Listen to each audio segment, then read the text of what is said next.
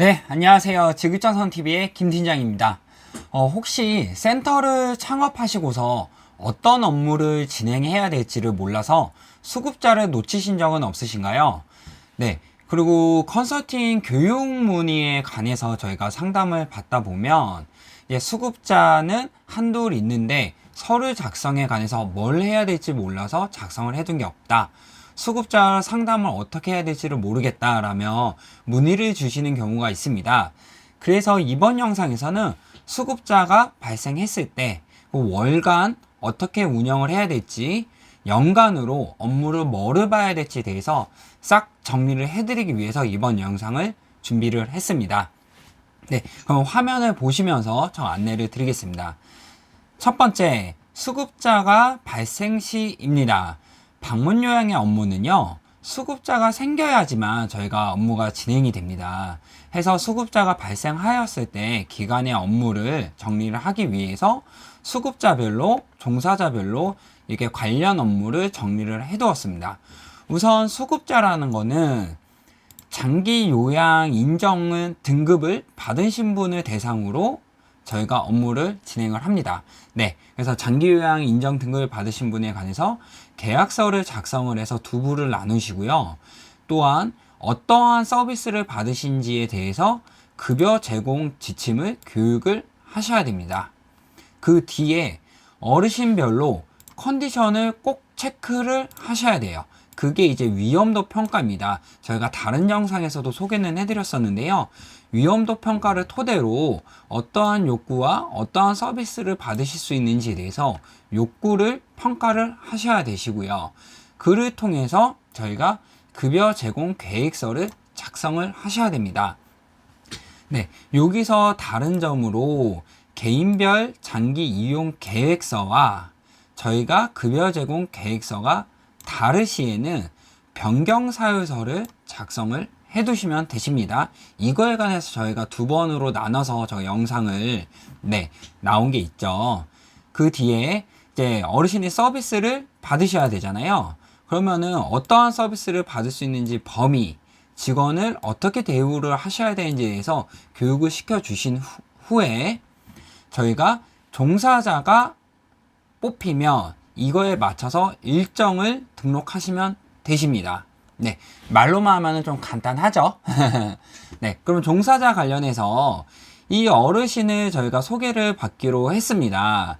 그러면은 당연히 근무를 시작하실 거니까 저희가 근로계약서를 두 부를 준비를 해서 작성을 하셔야 되고, 또한 이 근로자가 범죄 경력이나 노인이나 장애인 학대라는 경력이 있는지, 그게 있으면은 근무를 아예 못하기 때문에 그거에 관해서 꼭 조회를 하시고요.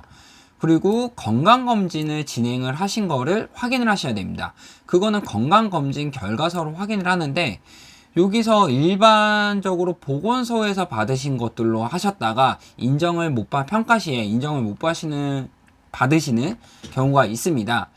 이거에 대해서는 폐결핵과 B형 감염, 전염성 질병에 관해서 꼭 확인을 해 주셔야 되세요. 그래서 선생님들이 나 그냥 일반 건강검진에서 암검사라든가 그냥 혈압이라든가 일반 저희 이제 건강보험에서 2년마다 받는 그 건강검진을 토대로 이거를 제출하시는 경우도 있는데, 이 폐결핵과 B형 감염이 없으면은 이게 저희가 인정을 못 받기 때문에 이걸 꼭 확인을 하셔야 되고, 선생님들이 잘 이해를 못 하시면 처음 자격증을 이제 선생님들이 받으실 때에 교육원을 토대로 해가지고 그게 받으신 건강검진 결과가 있으실 거예요. 그대로 다시 받으시라고 안내를 해주시면 됩니다.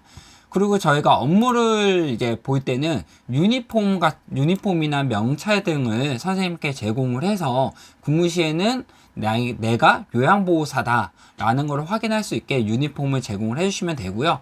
보통 이렇게 앞치마에 센터명을 박혀있는, 프린트되어 있는 걸로 준비를 해주시면 되십니다. 그리고 기존에 종사자가 있어서 이거를 요양보호사를 교체를 하신다라고 하면은 업무를 이 어르신에 관해서 서로 안내할 수 있도록 업무 인수인계 확인서가 필요합니다. 네. 그 다음에는 저희가 앞서서 이 범죄 경력 조회와 근로계약서를 받으신 거를 해서 인력 등록을 보고를 하시면 되고, 인력 등록은 이제 W4C에서 지금 희망이임으로 바뀌게 됐죠. 그래서 희망이임 통해서 인력을 등록을 하시면 되십니다. 이 시군구에다가 인력을 보고를 하게 되면은 대략 하루 정도가 지나면 저희 장기요양보험공단 포털에도 선생님 종사자가 등록이 되신 거를 확인을 가능하시고요. 이 근로자로서 근무가 시작되셨기 때문에 4대 보험에 대해서 선생님이 취득이 가능하다면은 그거를 이제 취득 신고를 해주시고 배상 책임 보험 또한 가입을 해주시면 되십니다. 이거는 매번 수급자와 종사자가 있을 때, 그러니까 이제 수급자가 발생을 해서 서비스가 진행을 하려고 그러면 요양보호사 선생님도 필요하시죠? 그때 꼭 하셔야 되는 업무에서 빠짐없이 진행하셔야 되는 것들에서 안내를 드렸습니다. 네, 두 번째로는 월간 업무입니다. 역시 수급자, 종사자, 기간에 대해서 업무 관련 업무에 대해서 정리를 해놨고요. 네, 이거는 대략 달 초에서 그 매월 초에서 매월 말까지 그 흐름에 따라서 제가 하시는 것들을 나와 있습니다. 우선 수급자 관련해서 저희가 기존의 수급자를 저희가 등록을 해놨고 이제 서비스를 받고 계신 분들 대상입니다. 네, 그러면은 이제 그 달 초에는 전월 일정을 꼭 체크를 하셔야 돼요. 그 이유는요, 전월 일정을 체크를 해야지 청구 시에 문제가 발생하지 않습니다. 그래서 저희가 기간 업무에서 청구 업무를 할 때에도 달 초에 대략 10일 이전에 많이들 진행을 하십니다. 그랬을 때에 일정을 전원 일정 확인을 해서 공단에다가 청구를 진행을 하게 되고요. 네, 이거는 수급자 댁에서도 확인을 하지만은 똑같습니다. 이제 종사자 관련해서도 전원 일정은 공통적으로 저희가 꼭 확인을 해야 되는 거를 이제 확인을 하실 수가 있으시고요.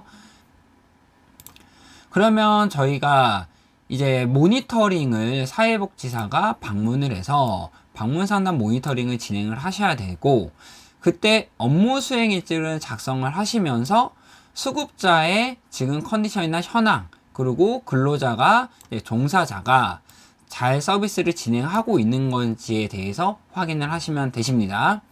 네. 그리고 매달 이렇게 되면은 저희가 장기요양 인정서를 받으면은 그 기간이 있죠. 그 기간이 만료되시는 분들은 그 미리 확인을 하셔서 항상 해당되는 어르신에 관해서는 계획서를 다시 한번 작성하셔서 통보를 하셔야 되십니다. 네. 그 달 말이 되면 다음 달 일정에 관해서 확인을 해서 다음 달 이걸 일정을 등록하신 후에 이대로 서비스가 들어간다라고 안내를 수급자와 이제 요양보호사 선생님께 안내를 해주시면 되십니다. 그리고 저희 사례회의는요, 사례회의는 이 어르신이 뭐 불편함이 있으시다던가 아니면 뭔가 저희가 들어가고 있는 급여 계획이 변경이 필요한 상황에 대해서 저희가 반년에 한 번 반기별로 1회 이상을 수행을 하게 되어 있습니다. 그러니까 최소한으로 하더라도 1년에 2번은 진행을 해주셔야 되는 부분입니다. 네, 그럼 요양보호사 선생님 관련해서 저희가 확인을 해보면은요, 일정을 수정을 하고, 네, 그런 전화일정 청구 시에 확인하기 위해서 진행을 했고, 그리고 직무교육 대상자를 확인을 하셔서 요양보호사 교육원과 연계해서 직무교육을 진행을 해주시면 됩니다. 우선 직무교육 대상자는 이제 포털에서 확인을 가능하시고, 그 기준은 1년 기준으로 했을 때 월 60시간 이상으로 근무를 하시고 고용보험에 가입이 되어 있으신 선생님 대상으로 저희가 진행이 가능합니다. 그리고 공통적으로 저희가 직원회의를 종사자와 함께 저희가 직원회의를 진행을 해야 되는데, 직원회의 시에는 근로자에 대한 고충 처리도 기간 업무를 같이 함께 하시는 게 좋습니다. 그리고 이제 종사자가 바뀌게 되면은 직원 변경 관련해서 업무를 진행을 하시고, 이거에 관해서 이제 인수인계 확인서를 받아서 이 어르신에 관해서 어떤 서비스를 내가 진행을 했는지를 미리 받아 두신다면 새로운 선생님이 어르신을 모실 때에 도움이 많이 되시겠죠. 네, 그래서 직원이 변경이 되면 당연히 아까 앞서서 수급자 발생 시에서 나왔던 인력 등록을 다시 진행을 하시고, 또 이와 관련해서 배상 책임이라든가 4대 보험을 상실이나 취득에 관해서 진행을 하시면 됩니다. 네, 그리고 저희 포상금 관련해서도 저희 운영 규정상에 생일자한테 준다라든가 명절 상여금 아니면 이제 뭐 예방접종비를 이제 지원을 해드린다는 포상금 관련을 해서 지원하시는 분들이 해당 월에 있으시다면은 포상금 지급 대장을 꼭 작성을 하시고서 포상금을 진행을 해주시면 되십니다. 네, 포상금 같은 경우에는 분기별로 1회입니다. 여러 번 주셔도 되시는데요. 우선 기준상으로는 1년에 4번 이상 이렇게 포상금을 지급을 하셔야 되시고요. 자, 그러면은 수급자와 종사자 관련해서 했으면 또 센터에서는 어떤 업무를 저희가 월간 진행하는지 정리를 하겠습니다. 기관에서는 제일 중요하죠. 저희가 청구예요. 네, 청구를 하려고 그러면 전월 일정을 꼭 이상 유무가 있는지 수정 반영을 해서 청구를 진행을 하셔야 되고요. 청구를 진행을 했으면은 저희가 본인부담금, 보호자들에게 본인부담금 명세서가 발생이 되죠. 이 일정대로 들어갔으니까 명세서가 생성이 되는 겁니다. 그래서 본인부담금 명세서를 발송을 해주시고, 그리고 저희가 모니터링, 수급자 댁에서도 모니터링을 할 때에 모니터링 시에는 뭐를 해야 될지 이제 그거에 대해서 이제 준비를 해주셔야 되는데, 전월 일정에 RFID를 못 찍으신 경우가 있을 거예요. 근데 그거에 대해서 실질적으로 서비스가 들어갔는지 어떤지에 대해서는 저희가 청구 전에 확인을 했고, RFID를 못 찍었지만 서비스가 진행을 했다라면 저희가 급여 제공 기록지의 작성을 받아와야 되죠. 선생님이 작성해야 되고 거기에 왜 못 찍었는지에 대해서 사유도 작성이 되시면 좋습니다.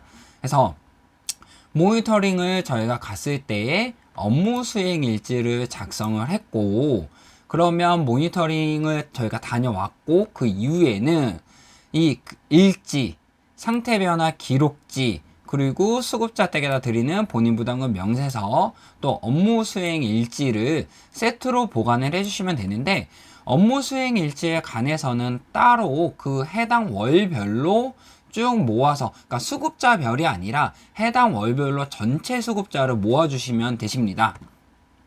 그리고 저희가 직원회의를 진행을 하죠. 네, 직원회의 시에는 이런 교육 관련해서도 진행을 하는데요.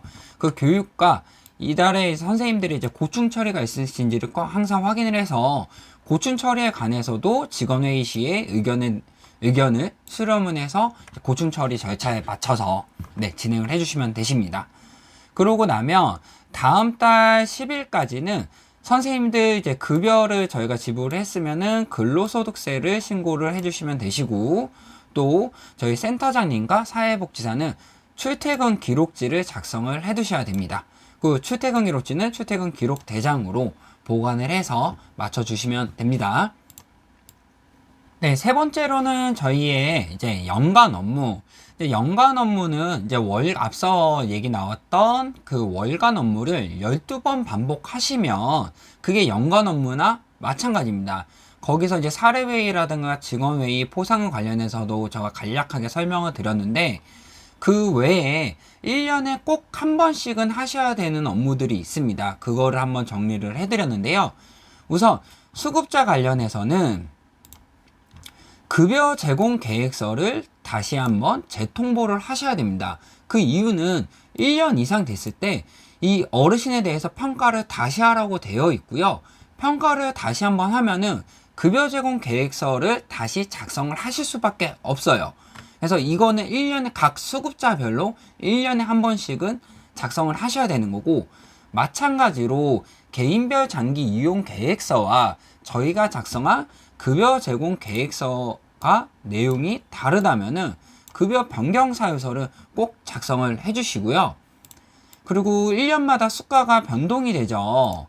그러면 이제 기초생활수급자에 관해서는 입소이용 신청서를 해당 월 말에 이 장기요양 수가가 변동이 되기 때문에 보호자님들이나 이 수급자분들한테 새로운 금액도 안내를 해주셔야 되고, 그거에 맞춰서 입소이용 신청서도 시군구에다가 다시 한번 제출을 해서 승인을 받으셔야 됩니다. 네. 그 요양보호사 선생님과 관련해서 1년 단위로 최저시급이 바뀌게 될 거예요. 그러면은 근로계약서를 당연히 다시 작성을 하셔야겠죠? 그러면 언제 작성하면 좋을까요? 그 1월 달에 가서 작성하시는 것보다는 12월 달에 저희가 모니터링을 하면은 어쨌든 선생님 때 그 수급자 댁에 방문해서 선생님들을 보게 되니까 그때 12월 달에 모니터링 시에 근로계약서를 작성을 해주시면 좋고요. 그리고 모든 근로자에 대해서 원래는 저희가 건강검진은 그 앞서 수급자 발생했을 때, 그러니까 선생님들이 근무를 시작했을 때가 되겠죠. 그때 건강검진을 받으셔야 되는데, 기존에 쭉 이 서비스를 진행하고 계셨던 선생님이시라면은 이 건강검진을 1년에 한 번씩은 꼭 받으셔야 되시고요. 그리고 법정 의무 교육이 있습니다. 이거를 자체 교육으로 가능한 법정 의무 교육도 있는 반면에 이 이수증이나 교육이 이제 받으셨다는 것을 증빙해야 되는 자료가 필요한 이런 법정 의무 교육들이 있어요. 이런 것도 1년에 꼭 한 번씩은 전체 종사자가 받으셔야 되기 때문에 그거에서 1년에 한 번씩 업무를 진행을 하시면 되시고요. 직무교육 관련해서도 저희가 1년에 한 번씩은 하셔야 되기 때문에 월간 업무에도 있지만은 직무교육에도 나와 있습니다. 그리고 저희가 자체적으로 가능한 교육이 이 운영지침 교육과 급여 제공 지침 교육에 관련해서 저희가 센터에서 자체적으로 하는데, 이거는 직원 회의 시에 교육 시간을 가셔서 안내를 해주시거나 교육 자료를 배포를 하셔서 선생님들이 꼭 확인하실 수 있도록 진행을 하시면 되십니다. 그리고 저희가 근무를 1년 이상 하셨던 선생님들이 이제 그 퇴직금을 받으셔야 되는 분들이 계시잖아요. 그러면은 퇴직금을 지불을 하셨으면 퇴직금 지급 대장을 꼭 작성을 해주시면 되십니다. 저희 이제 예산에 관련해서인데, 기관에서는 1년에 이 통틀은 모든 업무를 저희가 센터에서 진행을 하지만, 이 기관에서는 저희가 결산보고나 예산보고를 다시 한번 또 진행을 하셔야 되는 게 있어요.